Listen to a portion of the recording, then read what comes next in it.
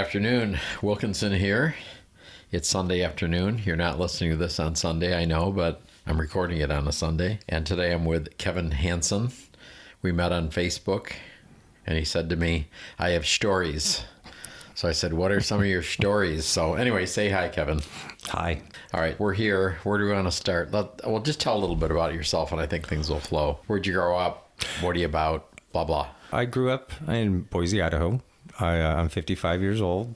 I escaped Boise the first time by running away when I was 17, and then ended back there and escaped the last and final time in 2019 to come where the land of the great gay people are in Palm Springs. So obviously you're gay then, which of course you are. Correct. Yeah. In Idaho, how old were you? Did you have a coming out thing, or what was that all about? I don't think I ever really was in the closet. I was an effeminate younger guy. I was very obvious that I liked guys. I don't think I could hide that. So when we finally had the discussion about it, I was in 8th or 9th grade, young-ish. But I had always had a fancy towards guys, even back in grade school. Wow. So you came out to whom? It was out to both of my mother and my stepfather, and then later on my grandmother, the born-again Christian grandmother. She found a love letter that I had with a guy and burnt it and took me to church and had me talk to the pastor about homosexuality. And then it was a great big ordeal where she took me out to breakfast and talked about, how evil it was and how awful it was, and turned my life over to Jesus Christ and opened my heart to him. And yeah, it was a long Sunday. Did you have a church background before that? I did. I was in Christian church choir for most of my junior high and senior high years. So did you know earlier that there was a conflict between being gay and what they were probably going to be teaching? I did. I think that I really wanted to change because my life was pretty miserable being in Idaho, especially being gay. And there was these promises of if I opened my heart to Jesus, then it would change and I would be able to live a normal life, a normal, happy, long life. I kind of believed in that lie for a while. So she took you to church, but they didn't do like reparative therapy or anything, right? No. There is some debate whether or not she had donated money to people to try to get me into groups to convert me, as it were. Okay, so you think she did that because she was really concerned about you, or that you didn't conform to the image that she was portraying? What do you think it was about? Oh, I think it was definitely conformity, because there in such area like Boise, Idaho, you were either Christian or you were Mormon, and there was no in between. So everybody was conforming to one lifestyle, one way. They had their parameters on that. So you left when you were 17. Yes. Where'd you go? I went directly to Seattle. Good choice. Yeah, it was a great choice. Well, back then it would have been a good choice. Probably not now, but. Right.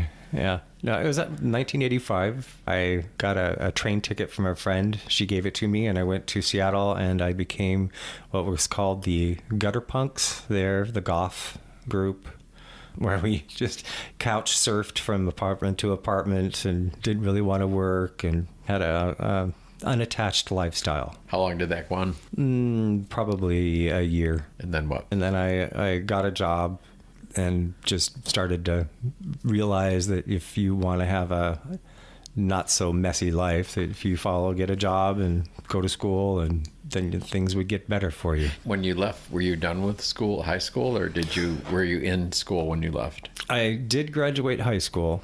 In Idaho? Yeah, in Idaho. Okay. I had originally sold graduation presents, which was my great-grandmother's grand piano, for a one-way ticket first to New York City. So I'm going to back up on this. I went to New York City on a one-way ticket, and that lasted 3 months. And then when I came back, I went to Seattle. So you tried to get away going east first? Yes. But she gave you a piano as a graduation present? Yeah. Do you play piano? No. Did she want you to? That's kind of a strange gift if you don't play it. But. Yeah, it was about having the hobby, so it would distract me from the whole thing that I had to conform to work. So that was her offer. And my great-grandmother, she played piano, and they wanted to keep it in the family, and I kind of destroyed that idea. Huh. Were they mad about that? Yeah, a little bit.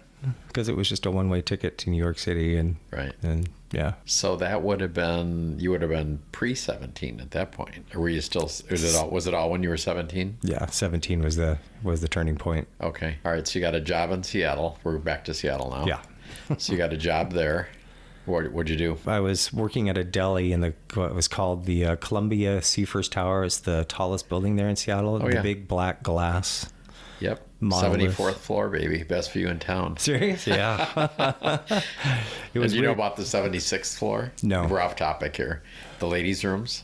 No. Oh, so the stalls in the ladies' room. I worked at a real estate company, and they had a Christmas party there. So everybody, including all the guys, would go in the ladies' room, because the ladies' room stalls, you came in, I think, on one side. Anyway, when they were sitting there in the stall, it had a floor-to-ceiling glass window looking out at the skyline. It was amazing. Holy cow, And yeah. That's just in the ladies. The guys didn't get that. Oh, bummer. But that was kind of cool. And then, of course, you go to the 74th floor now, which is a 360 view of everything. Yeah. So it's pretty cool. It tripped me out that the wind would make the building sway Uh-huh. there in Seattle. So, yeah. How'd you like that? Made me nauseous for sure. Oh. So were you, when you worked there? I worked at the deli down in the bottom, actually Okay, the basement. So you didn't get up in the top then? No, I would deliver lunches. Okay. And then I got a job there at Seafirst National Bank on the ground floor, lead teller, foreign exchange. So starting to do the things that maybe they wanted me to do. Did you have pink hair? No, Did you ever have pink hair? no. Oh, but not until I was 50. Some of your friends did, right? Yeah, oh yeah. Okay. Sure. They all had black or pink or purple, and Did you wear black? a lot, yes. Did you break away from that when you were at the deli and the bank? I did. Okay. It was a just natural progression, I guess. Huh. All right. So what's the next step? Then what happened? Next step is I met a guy and took off to live in LA, and that just right from the get-go was a bad idea. It was tried to transfer down at the bank. It was Bank of America, and the teller operations down in California, as opposed to up there in Seattle, was completely different. It was like going back in time, actually, because everything was computerized and Seafirst, but then you go down to Bank of America and it's all manual. You have to write everything out on paper. Really? Yeah. And so that got annoying real quick. You'd think it would be the other way around. Yeah, you would think, but not so much. So you're with this guy. You're working at a bank that you don't like. Yeah, he was heavy, and he worked for Jose Bear as a hairstylist, heavy into coke and partying. We would just do all the nightlife there in LA, and that went down the toilet pretty quick. And we broke up, and I was out on my own trying to figure it out in LA. And that's when I met a guy who was doing porn, and he introduced me to doing that, which wasn't my favorite idea. And you were, what, around 21 then? 21, yeah. How long did you do it? I think 6 months. Did you win any awards? Probably the worst porn star award. You could definitely tell that I was not enjoying it. Okay, this is an aside and probably not a good topic, but so how was the money back then for that? It was awful. You got $1,500 For like a day or what? No, that was per film. Okay. Because you didn't get any, what's the term when you get money every time something sells? Residual? Residuals. Yeah, Yeah. there was no such thing. And there was no... Oh, I don't think they do that at all, do they? Yeah, I don't think so either, unless you make your own. But you got 1,500. How many days work was that? That was just 4 hours. So for 4 hours, you got $1,500? Yeah. Well, you get a lot less than that now. I've talked to guys. Really? I know some guys, they were telling me about it, and they get like $300 to $500, even well-known guys. Are you kidding? No, Wow. it's because, YouTube and Just for Fans, which is where all the porn is now, everybody goes on there and they cut out the middleman and do their own thing, and the studios are struggling. Wow.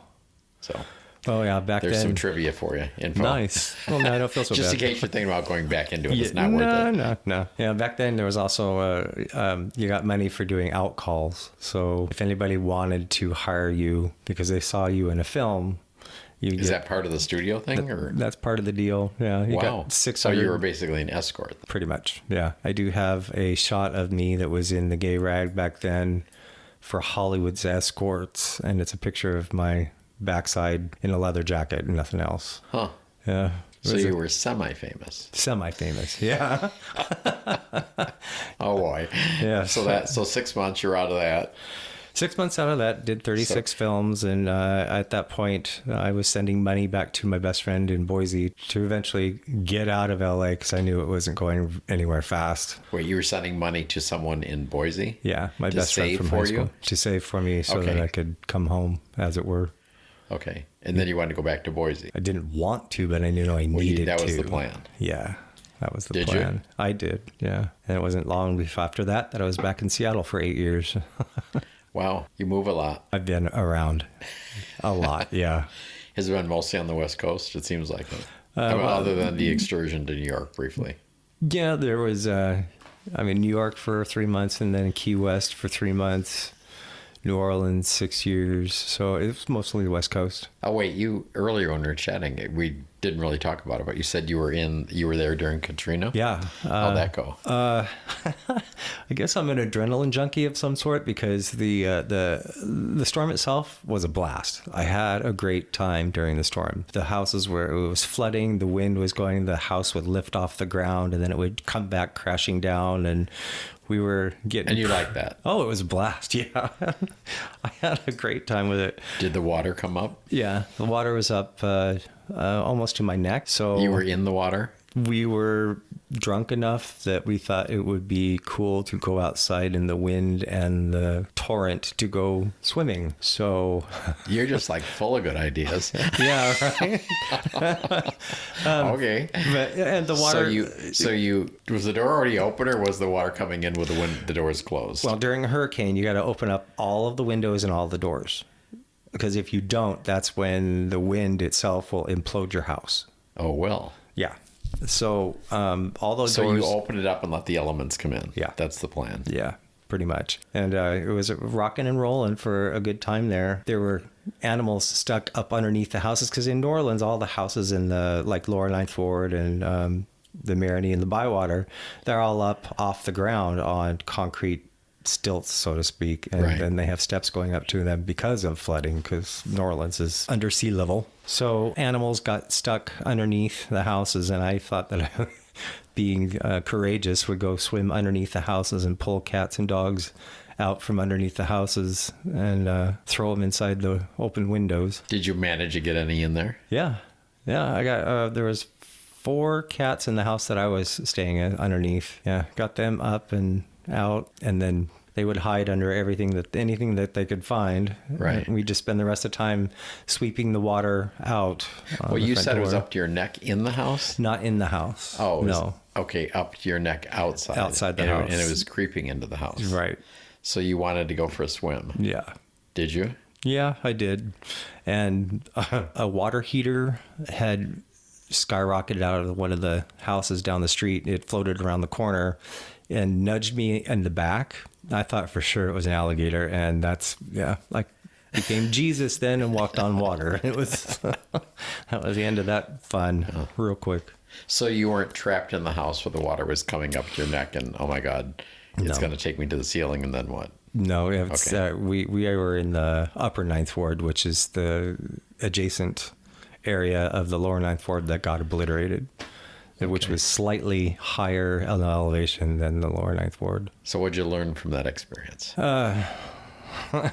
Prep by saving money by any means, and if you can escape and evacuate, do So it. if you were in somewhere where they were giving a warning like that, you would heed the warning now? Absolutely, Okay. 100%. Anyone you know die in that? Couple.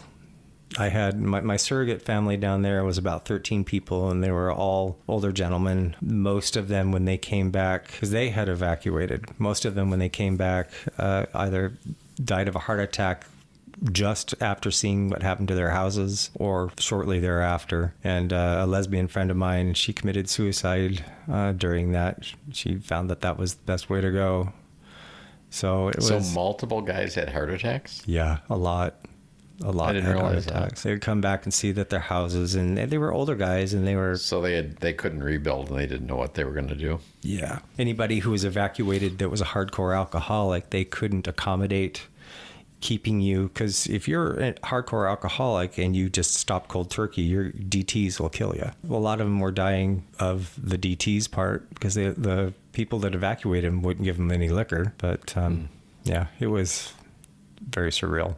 So then did you escape New Orleans or what? I stayed behind. The initial part before the army and all that came in, the bodies and the bugs and the don't touch the water because it's full of so much disease and all that. That was very surreal. And then having the army point loaded guns at you, tell you that you have to leave the city immediately. And after about 2 weeks of that, eventually I got up to Natchez, Mississippi, to a place that's called Traveler's Rest. It's an old fur trapping trading post from, before we were country. It's called the Traveler's Rest on the El Camino Real, Natchez, Mississippi, just up a ways from where the river was. And it was a mansion kind of at that point, out in the middle of the swamp. It was where all of the gay people from New Orleans went there. Wait, was this like an abandoned building or no, what? I was working for some guys that had refurbished it into a house, into a mansion style house with the columns and all that. And they were living there as part of the deal. Were they renting rooms out or was it like a hostel or what? No, they were, it was their place. They were given the right to live there because they did all the remodeling themselves. That's just where people evacuated to. The guys who did it invited a bunch of people to come up, and this was just before Southern Decadence, which is the gay parade, pride up there, right, or down there, and they had their own gay event. Yeah, it was a big party out in the swamp. Strange. Yeah, it was a trip. Yeah. So how long were you there? There for probably 2 months. They had owned some properties up there that weren't quite up to par to rent out for apartments. Natchez, Mississippi had gone from 20,000 people to over 100,000 people overnight. So there were a lot of... So everybody just went up there. Yeah, everybody was up there and they needed to have places to live, and because it was going to be forever before they got New Orleans rebuilt. And it's still not rebuilt, but... So I helped refurbish these apartment buildings and did a lot of construction. And you were there how long overall? From the hurricane part? Yeah, when you first tried escaping the hurricane. Or the aftermath of the hurricane. The aftermath. I was up there probably another 3 months before I finally decided to go back to Boise. I want to go home. Yeah. No. Well, you don't want to go home, but you were thinking, Yeah. I got to go home. Yeah. So you headed back there. So at this point, how old are you? Late 30s, early 40s. Yeah, something like that. And the next chapter brought what? Boise. There's just no way to describe hell, fire, damnation, purgatory. Yeah, I felt like I was consigned to hell, trying to get myself put back together because, going from living in New Orleans where everything goes to back to Boise and nothing goes. So having to adjust to that was a bit of a culture shock. And then the PTSD and all of that starts to unravel, and doing it in Boise is not a good idea. Were you staying with family at that point or what? In the beginning, yeah. And then I moved into a house that my mom still had ownership of that I grew up in, and she let me just move in there and not pay rent and work on getting my life together. So talk about mom. Mom. She's a school teacher and she taught 7th and 8th grade history and social studies. And when I was 8 years old, she divorced my father, whom I label as the sperm donor because he had no participation in my life. He wasn't certainly my father. She was a single parent for 3 years, and I had to grow up real fast, take care of her and my little brother. And she did her best. Right now, she's deeply into a bottle, drinking her sadness away, I guess. And you said tell what happened with her. Well, you got to tell about some of your circumstances, I guess. So you can jump to wherever you want to in the story here. Okay. Or in the story. The story. Yeah. It's interesting. Mom married a man. He became more of a father figure for myself and my little brother, but he was hell-bent on making sure that for some reason Mom and I were not going to be close I don't know what that was all about, but that kind of showed up in reality more so later on, which is how I got to Palm Springs. I was told or asked by my mother to leave Boise because it was having an effect on her family, and meaning that her husband and the 2 children that she adopted, they were having issue with me being around and me being gay. And at that point, I was dealing with the first comings of the lung cancer and dealing with having type 1 diabetes and no insulin at that time. So my health was pretty poor. I was emaciated, and I told her, said, I can't leave on my own. I don't have a job. I don't have money. And I talked to her about selling the house and giving me the money so that I could leave. And she agreed to it. This was the house she was going to leave to you anyway, right? Right. Yeah. It was part of the will. And then I sold it, gave her some money and paid off a bunch of bills, and had no place to go. So I went to Santa Fe to take belly dance classes and basically do the last chapter of my life doing something that was fun and artistic and all that. COVID hit at that time, so everything else was very expensive. I didn't have a car, so I had to rent a car for 9 months. That was close to $50,000. What? So that was a third of the money that I got from the house. Wait, why didn't you buy a car? Because it was not allowed. What was not allowed? You couldn't go to any dealerships. No dealerships were open, and you actually, there in Santa Fe, the governor was saying, no dealerships are open. It's not essential.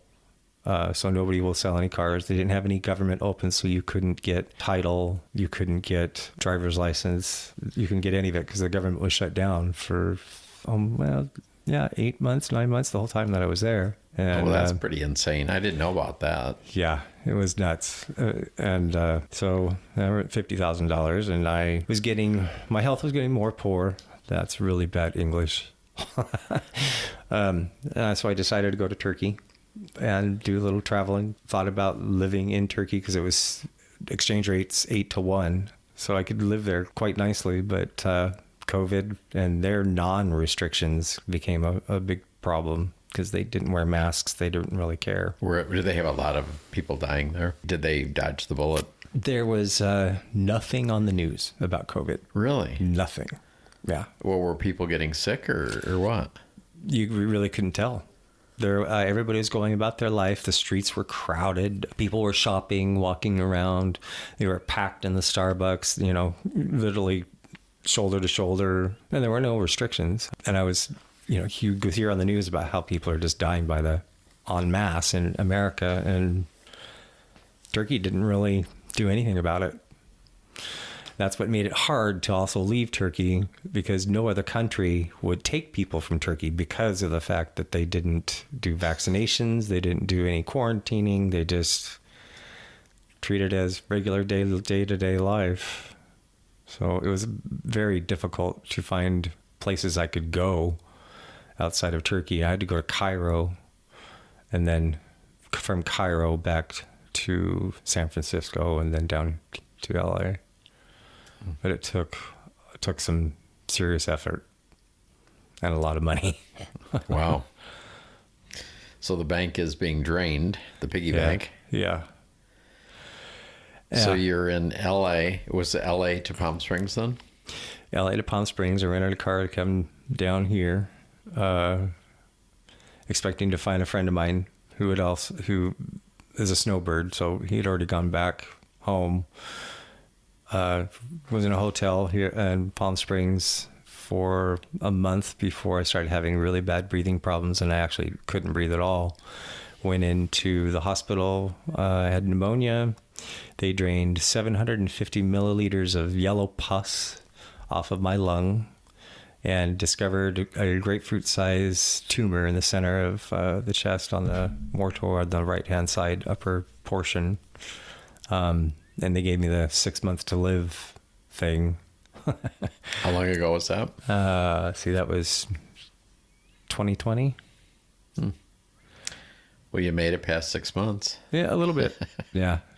And you said you've had treatments and it's looking pretty good? Yeah. They did surgery, took out a bunch of the tumors. So I have a scar on my right side of my chest that looks like I have a shark bite. So they put in tubes to do it rather than cut me open. And the oncologist, I have one more visit to see if I graduate with cancer free, and then I'm good to go. Well, congratulations on that. Thank you. That's a very circuitous trip you took here on your life. Indeed. So what'd you learn on all that? The vote is still out on that. I'm waiting for the dust to settle still. So there's a lot of everything about that still causes me confusion. Like I can't make any sense out of how things happened the way they happened, and looking back in retrospect, why I made certain decisions that really shouldn't have been made in that way. Like just to say, okay, I'm going to go to Turkey. Right. Yeah. So do you have regrets on your decisions, or was it, well, I did it and I learned this, or whatever? I mean, what's your approach on that, looking back? I don't have regrets on it. I actually have come to a position in my life where I love who I am more than I ever have in my entire life. I'm experiencing living freely, and I've never experienced that before here in Palm Springs. Being gay and not having to worry about it at all is foreign to me. So I feel that sometimes that I'm walking through a dream. So I don't have any regrets on it. I'd like to have some of that money back, right? But I don't regret it. It is what it is. It did what it needed to do. And I am a far better person now than ever because of it. Why belly dancing? Why belly dancing? Well, I've always had an affinity toward it, and I've always in the shower or in the dark room with the music blaring. That's what I would pretend I was to be a belly dancer. And then I started taking classes and found that I have a pretty good affinity towards it. So I'm going to keep on doing it, even though I'm the old guy now, but why not? Are you taking classes, or are you in a group, or what is all that? I'm taking classes starting in October. Here locally, there aren't any places to go to here. There aren't any people that do belly dance, surprisingly. You would think that with all the drag queens. Well, Palm Springs, come on. Right. Right, exactly. So where do you go for it? There's a lady that's going to be starting up classes in Palm Desert. Palm Desert? Yeah. That's not too far. No, A couple little cities over. Yeah. So I'm excited. I can do that. I was taking classes from a lady in Santa Fe, Mira Crane. She's the granddaughter of Alan Watts. So it was pretty, I like it. And where do you go as a belly dancer then? What's the future? Is it a hobby That or is the question. Exercise or a career, or what is it? I think it's all the above. I would like to see it develop into something that I could do to make money and perform. Serious stage fright issues that I have to get over with. But, if I could have sex on film, I think that maybe I could dance in front of people and not have a problem with it. But well, maybe. All right. Those are some stories. Indeed. Well, thanks for coming in. Thank you.